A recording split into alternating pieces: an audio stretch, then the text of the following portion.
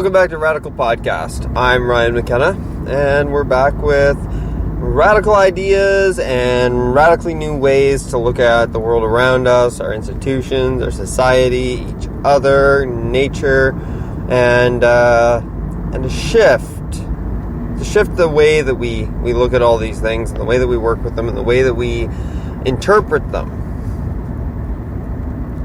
So those of you who have listened to previous episodes know that my whole goal with this is just start conversations, to just get people talking, around the water cooler if you're like me and you're strapped into an office job, however temporary that might be. In your backyard, around the campfire, if you've got that sort of thing, in your apartment building, when you're checking the mail, I want that to become the norm, because our institutions are so obviously dysfunctional. Notice I use that word a lot, dysfunctional. Dysfunctional is a word that is far more objective than saying corrupt or bad or good or something that is a judgment of some sort. Evil is just a human idea, you see. Evil's a very, very human idea. We have notions of what's good and what's bad, and we apply that to the world around us. And to a point, we understand that we can do that, and it helps us. It aids us in navigating through the world. We can look at poison ivy and say, well, that's bad. I don't want to be anywhere near it because I know it's going to cause me discomfort. But what's really going on there, it's bad to you, but as far as nature's concerned, it's just part of the process, right? However, what we can describe from an objective viewpoint, from a logical, rational, sort of scientific viewpoint, is that it produces dysfunction in your body. You touch poison ivy, the oils get into your skin, and they interfere with your cells, and we can safely call that dysfunction. Your body's not working harmoniously, and things are thrown into a disarray. There we go. Sorry. So the point that I'm getting at is that dysfunction is all around us. It's not bad, it's not good, but it's a learning opportunity for us. Creates a lot of very, very uncomfortable, dysfunctional scenarios for people. Things like rampant poverty. That's dysfunctional because it's not good for anyone, except for the very, very few. Death is not the problem. Premature death is a problem. Horribly painful, senseless death is a problem. That's dysfunction. Death is part of the normal order of things. As much as we might fear it, as much as we might want to avoid it, death is not the problem. By the way, none of this is the topic for today. What I'm trying to get across, and what I really want you to take away from any episode of the Radical Podcast, is that we all have the tools at our disposal to identify these dysfunctions in the world, the imbalances, ways that we're not working harmoniously with what is. We're looking at illusions, and that's creating the dysfunction. We have the tools to examine and break down these illusions. We have the internet, and a lot of the information on the internet can be so contradictory and so much noise at times. However, each of us is a part of a network of minds, of processing engines, that is gathering up the information on the internet, and we're using a very decentralized, democratic process to analyze and determine truth. For example, someone tweets something, there's a photo of Donald Trump with a quote over it, claiming to be from People magazine. Sounds exactly like something he'd say. It's something to the tune of, if I was ever going to run for president, I'd run as a Republican because it's so easy to fool, or something like that. But he didn't say it. It's not true. So, sooner or later, someone like me or you or, someone critical is going to see that, and they're going to do a quick Google search, try to find the origin of the source. They're not going to find it, and as such, they'll be able to correct it. And it might float around for a while longer, but eventually, people are going to see it and go, oh, not that again. And so through this process, through billions of minds, simultaneously sifting through information all throughout the internet, we can break down these illusions. We can get rid of untruths. We have so many different perspectives that we can look at these things from, so we can see the holes, we can see the gaps, we can see where it doesn't make sense.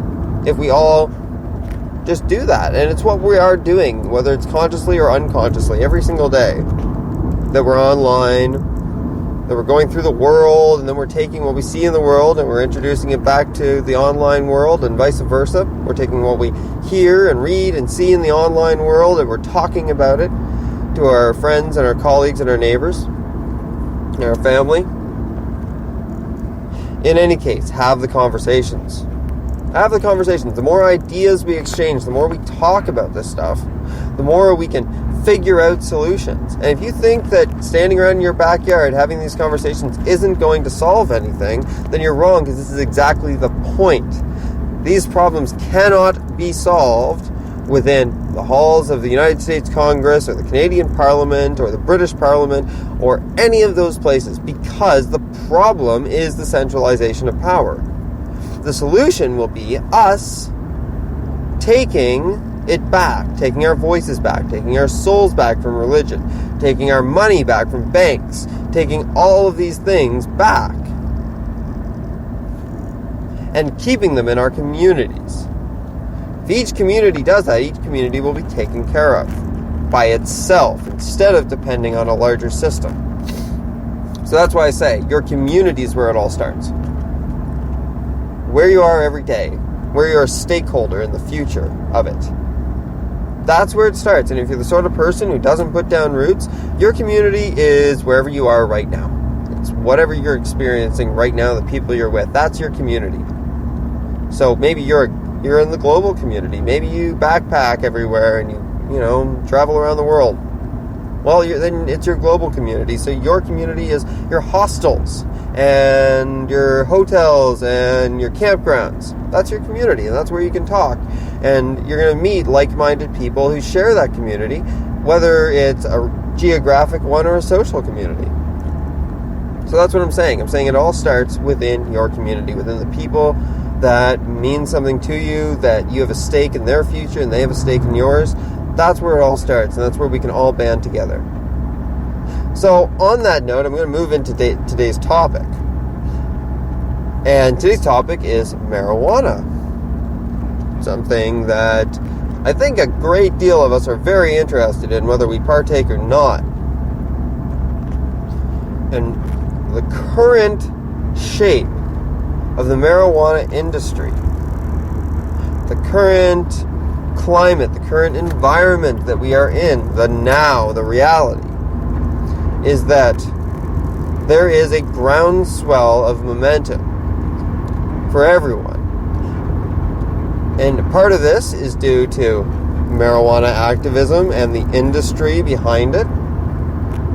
And some of it is due to people who don't participate in the community, just not worrying about it anymore, not being scared of it anymore. The fear is diminished, so the resistance is gone. The resistance is going away in any case. The mind state is shifting. Large part of this has to do with the medicinal qualities of it. The medicinal qualities are, at this point, I think, indisputable. Any decent research paper that's been done that has not been financed by the pharmaceutical industry or some other extremely biased source has come out highly in favor of marijuana as a medicinal treatment. But there's more. It's non-toxic. That is absolutely huge. We don't have medicine that's non-toxic, that's made by humans. It doesn't exist. Tylenol, aspirin, Advil is all toxic in relatively low quantities. Half a bottle. Take 4 extra, and if you've got the bad body chemistry, that can send you to the hospital. That can hurt you. That does not happen with marijuana. It doesn't. It is non-toxic. It does not create dysfunction in your body's systems. It shifts the function, but maintains a harmonious, synchronous state. It allows for a shift in perspective without causing your body to go into chaos.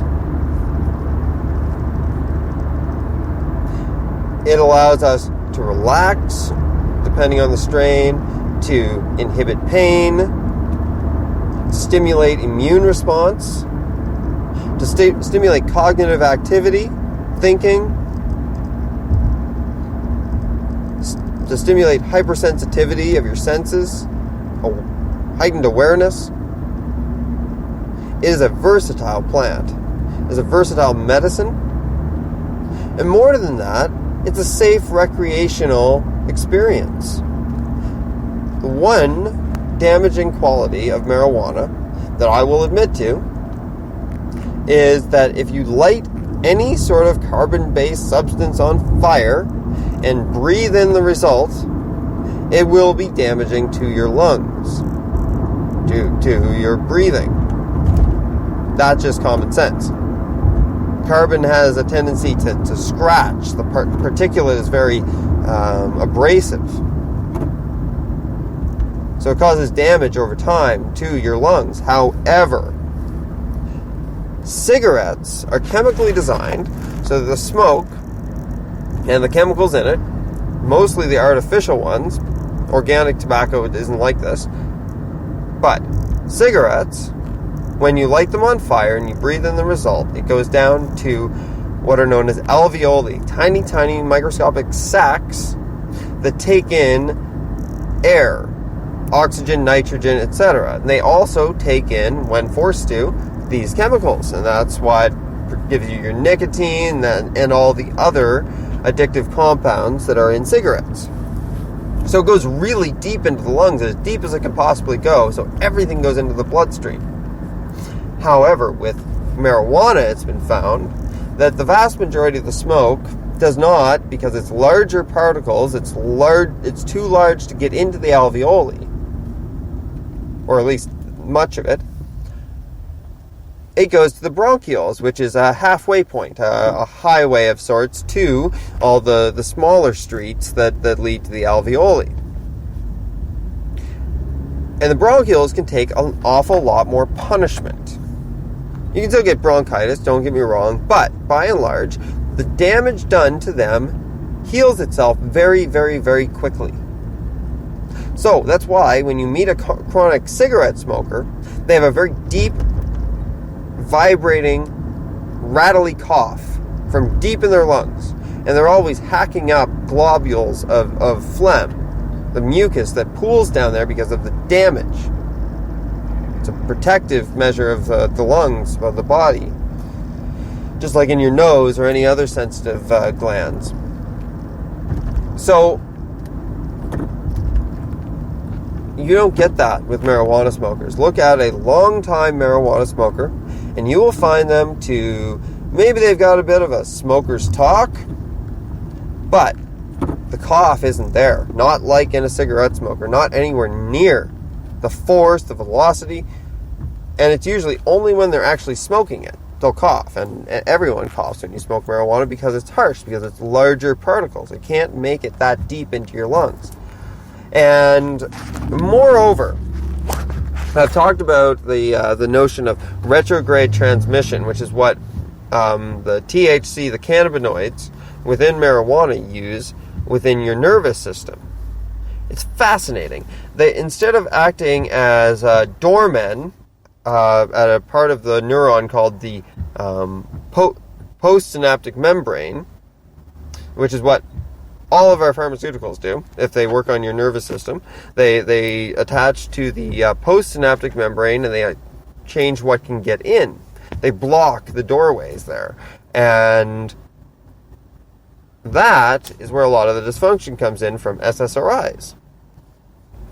Because they're blocking transmission of, like, the normal transmission along those pathways. Alcohol does a similar thing where it just sort of inhibits the production of these things altogether. But marijuana, THC, cannabinoids, they attach to the presynaptic membrane, and this is a very unique difference. There's no other substance that we are currently aware of that uses retrograde transmission from the presynaptic membrane to the postsynaptic membrane. So it's choosing what gets produced and where what's produced goes. They're more of a targeting and firing control as opposed to just a block. It's really quite fascinating. I recommend looking into it. But the point is that it doesn't create the dysfunction. Instead, it creates the formation of new pathways within the nervous system. This is due to neuroplasticity, the ability of the brain to adapt and to grow and to create new formations, new structures within it. All of this means that marijuana actually heightens your cognitive ability with new pathways rather than closing off other ones or diminishing other ones. Moreover, do you know how much marijuana you or anyone else would have to ingest in some way, either through smoking or through eating or through injection, I suppose? The equivalent of 1,500 pounds of marijuana, even in extract form. That is impossible. It is not, a human being is not capable of ingesting that much. We simply do not have the digestive system to take it in, or the lung system to take it all in. We are limited in what we can take in. And as such, it is impossible. And that's a theoretical number because we've never gotten there. They've just determined that through what the absolute saturation point would be and what's beyond it. No one has ever overdosed on marijuana. People have thought they did because they're using new neural pathways they weren't used to. So everything felt alien and felt strange, and that sent them off to the hospital because they thought that something was broken in them. Probably because someone had instilled some sort of fear of marijuana over the years in them. Whether it's the media, their parents, their friends, whatever, that's what happens. There is one popular story that's going around right now. And it's come back over and over and over through the past several decades. And it's, I'm not sure where they're getting their numbers from, but it's discussing the potential correlation between youth smoking marijuana and schizophrenia. Saying that it can provoke schizophrenic or psychotic episodes. Well, that is easily debunked, and I will tell you how. The rate of marijuana smoking and using has gone steadily up for the past, say, 4 decades. The rate of schizophrenia and psychosis within society has stayed exactly the same per capita. There is no correlation between them whatsoever. You can look up the numbers yourself. I am driving, so I don't have time to look it up, but I've examined it, and it seems quite legit. If you have any arguments with those numbers, please, by all means, message me, DM me, comment on this podcast, or tweet at me on Twitter. Any of those things. I'm always open to feedback. I always want to know if I'm getting something wrong. I can't correct it if you don't tell me.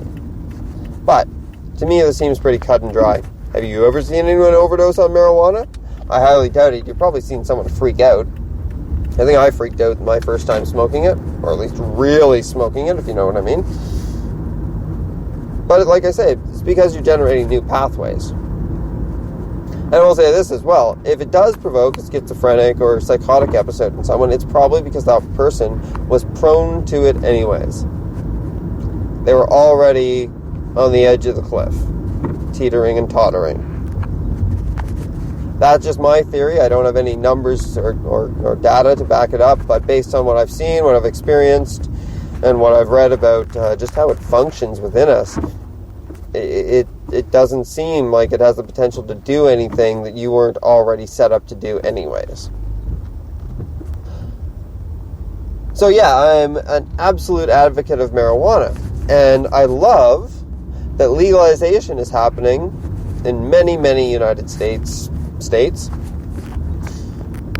and I love that small and medium-sized business is behind it. And there's a very good reason for that right now, and it's happening in Canada too for roughly the same reason. And that's that federal law has not yet changed. Federal legalization of marijuana still hasn't happened in Canada or the United States or anywhere else, I think, besides, say, Amsterdam. So, that means large national or multinational corporations are governed under federal regulation, not state or provincial. That means they cannot operate. Small and medium-sized business, however, that is located only within that province or state can. In places like Victoria and Vancouver in Canada, and all along the western seaboard and of the United States. This means we have a unique opportunity right now. Anyone who's in the industry, anyone who wants to get into the industry, and it is a big industry. It's big. It is billions, if not trillions of dollars within North America. There is great demand for it. It has the potential to make many, many, many people's lives better. It has the potential to make us all interact with each other in a much more peaceful, pleasant way, understanding way, and empathic way. It has a very real potential to do that. But the danger here, if you listen to my institutions and decentralization episode, or really any of my other stuff, then this will, you will have seen this coming. But the danger is the big corporations pushing the change and pushing into the industry, taking the market over, setting up shops, or dictating legislation that props them up and destroys the small and medium-sized businesses. This is a very, very real danger in losing a progressive fight that we have almost won. We've almost won the marijuana battle. Popular momentum is behind legalization everywhere. And what's more, the legalization of marijuana stands a very, very, very real chance of changing our communities for the better by giving us a gold rush that we can all take part in. Every community can take part in this. You can have your own grow-ops. You can have a community grow-op, so long as the legislation allows for it. So long as, of course, it's healthy and you open it up to inspectors and all that stuff. I don't dispute health regulations.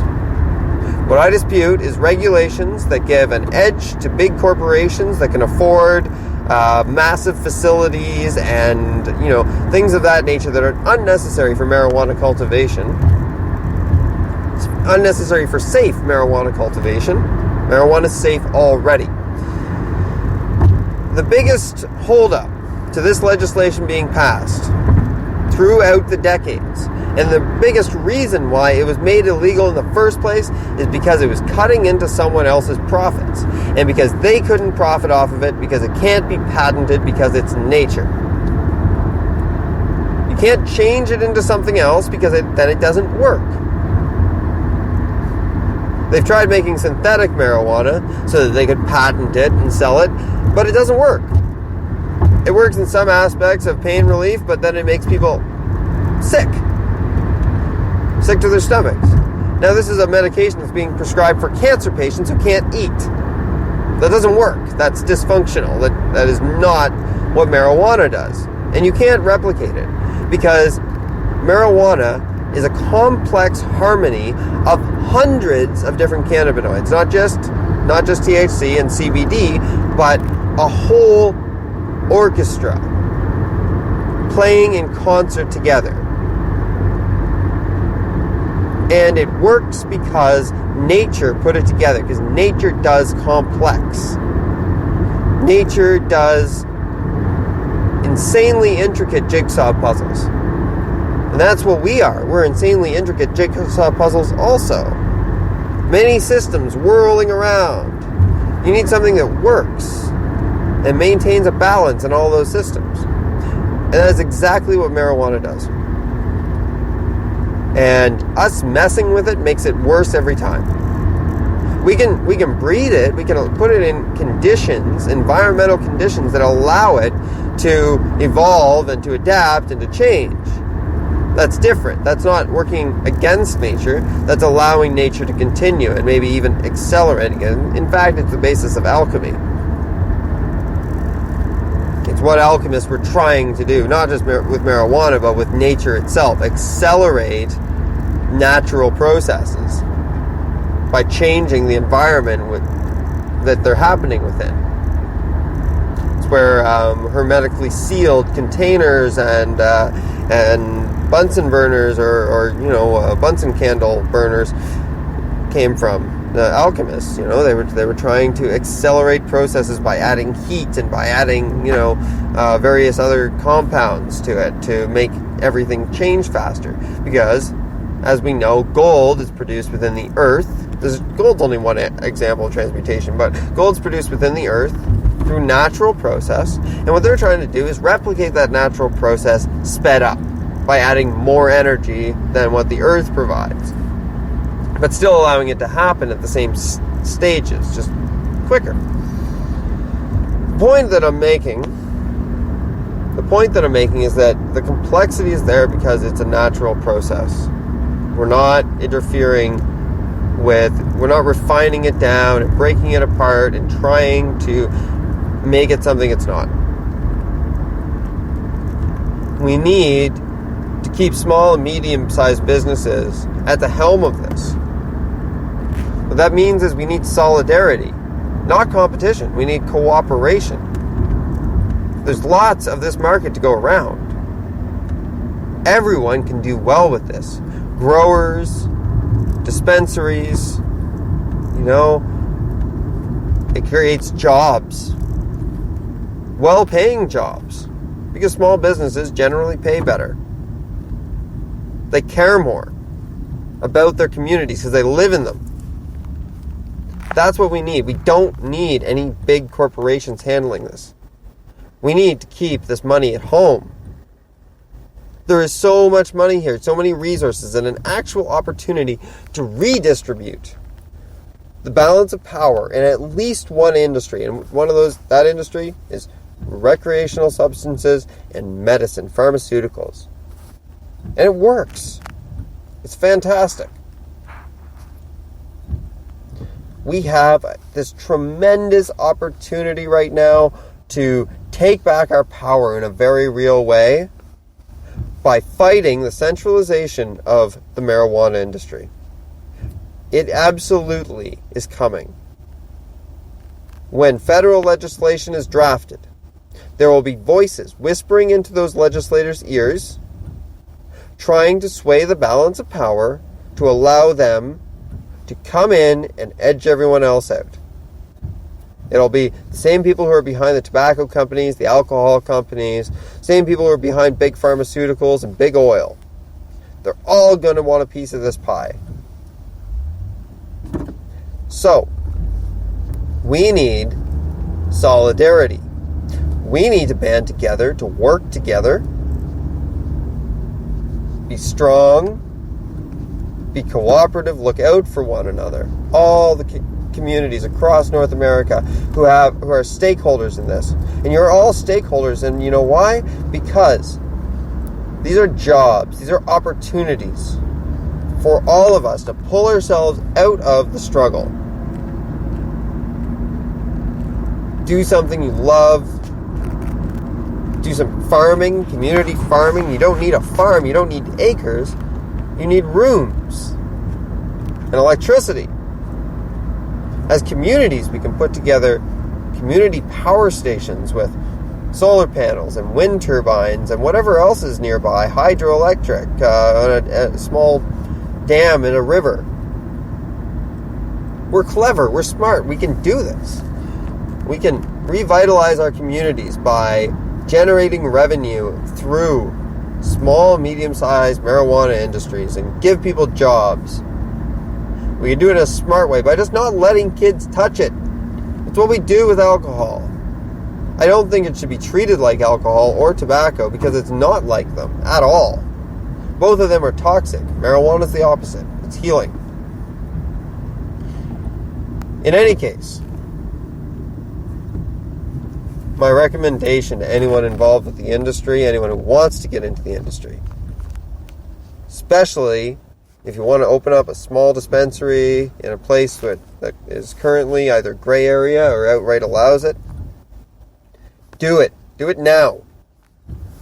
Do it while we have the opportunity to establish ourselves, to bond together, to create a voice, a unified voice, protecting our communities from the giant hand of multinational corporations that do not need the money. They do not need the resources. We do. Everyone knows it. So let's change it. Let's see it coming, stop it from happening. I hope that there are many, many other people who are already doing this right now. I hope there's many people who are thinking about it and who are communicating and talking. I don't know. If you're in the industry, let me know. Let me know what the frontier looks like. It's the Wild West right now.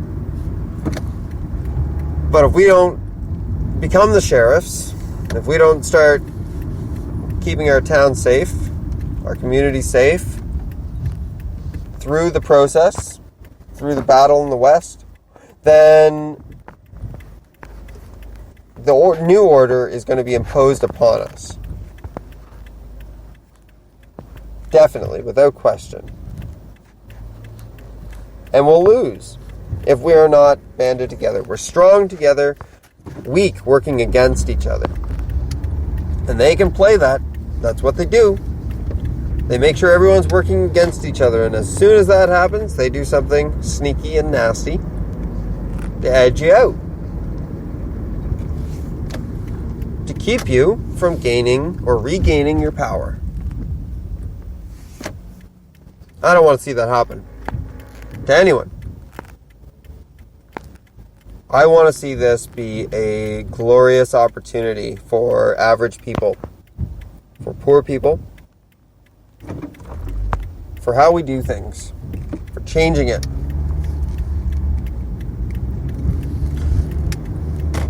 So, everything in a nutshell, speak up for marijuana. Really, do it. Even if you don't smoke it yourself, even if you don't enjoy it, speak up for it. Because it's a fundamentally good thing right now. It's a good thing for us. It's not going to hurt someone. You know, it's not, this isn't going to come back on us.